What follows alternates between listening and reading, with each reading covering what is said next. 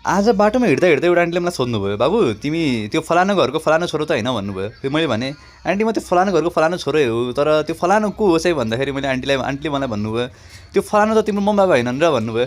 फेरि मैले भने आन्टी मजा नगरिनु भन्नु न, त्यो फलानु घरको हो भन्दाखेरि ए त्यो फलानु घर त तिम्रो घर होइन र भन्नुभयो। एकछिन त मैले आन्टी रिसाए जस्तो गरेँ जस्तो लाग्यो। फेरि पछि मैले अझै आन्टी भन्नु न प्लिज भन्दाखेरि आन्टीले मलाई भन्नुभयो म तिमीलाई आन्टी जस्तो देखिन्छु र, म तिम्रो दिदी जस्तो छैन र भन्नुभयो। ए एकछिन त म त यस्तो तनावमा गइदिएर मैले किन भनेर छु जस्तो लाग्यो एकछिन त।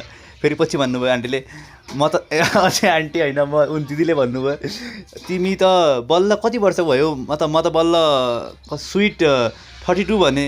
ए त्यसो भए त फेरि मलाई हल्का उ लाग्यो कि, हल्का मलाई अक्वार्ड जस्तो लाग्यो। फेरि मैले भने ल म अबदेखि म यस्तो कहिले पनि गर्दिनँ सरी भनेर म त हिँड्दिरहेँ फेरि त्यहाँबाट। त्यसैले अब आजदेखि कसैलाई पनि जो पनि मान्छे देखिन्छ जो पनि मतलब गर्ल्सहरू देखिन्छ कसैलाई पनि तपाईँले आन्टी भन्ने होइन है, दिदी भन्ने हो। यति भन्दै मैले आजको भ्लगलाई हिन्ट गरेँ। हस् त ल, बाई।